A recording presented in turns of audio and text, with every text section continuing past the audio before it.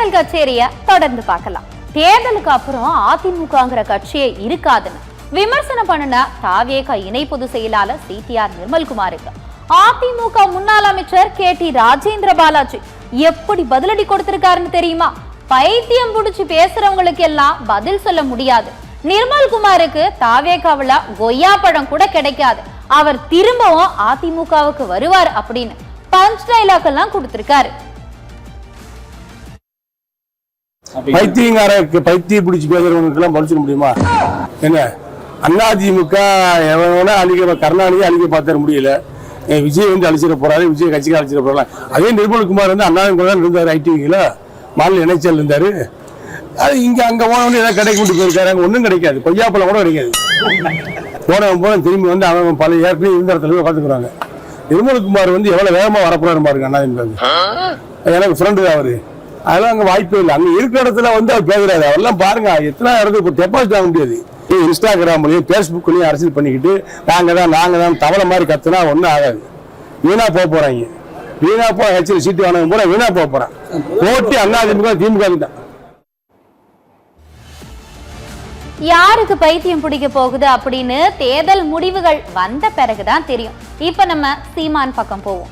சொந்தமா கார் கூட இல்லாத முதலமைச்சர் நம்ம முதல்வர் தான், அவர் எளிமையானவர் அப்படின்னு உதயநிதி பேசியிருந்தாரு.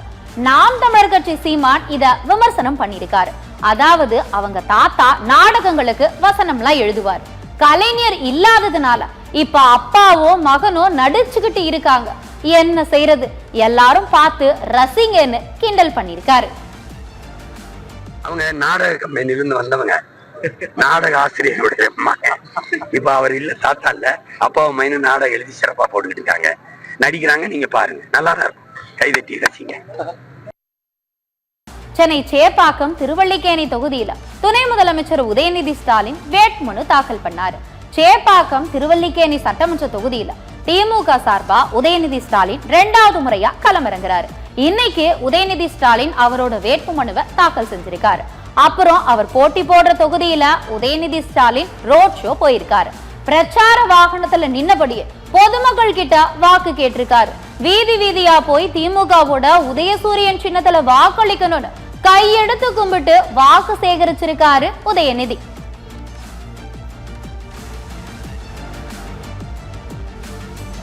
உதயநிதி ஸ்டாலின் வாக்கு சேகரிச்சதெல்லாம் பார்த்தோம். இப்ப நம்ம அர்ச்சனா பட்நாயக் பக்கம் போவோம்.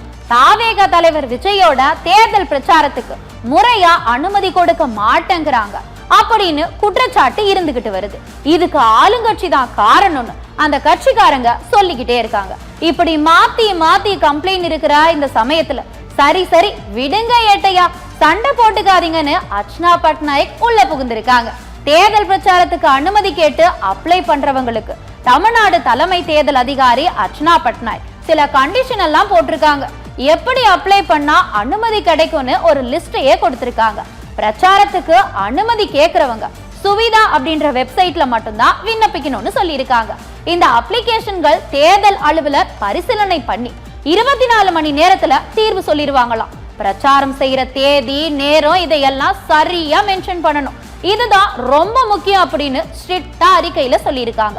நிகழ்ச்சி நடக்கிறதுக்கு 48 மணி நேரத்துக்கு முன்னாடி அப்ளிகேஷனை கொடுத்துடணும். ஹெலிகாப்டர் ஹெலிபேட் பயன்படுத்துறது, தற்கால கட்சி அலுவலகம் திறக்கிறது, ஒலிபெருக்கி அதாவது ஸ்பீக்கர் பாக்ஸோட சேர்ந்த கூட்டம், ஊர்வலம், பேரணி, ரோட் ஷோ இப்படி எதுவா இருந்தாலும் விண்ணப்பிக்கணும் அப்படின்னு அட்வைஸ் கொடுத்திருக்காங்க அர்ச்சனா பட்நாயக்.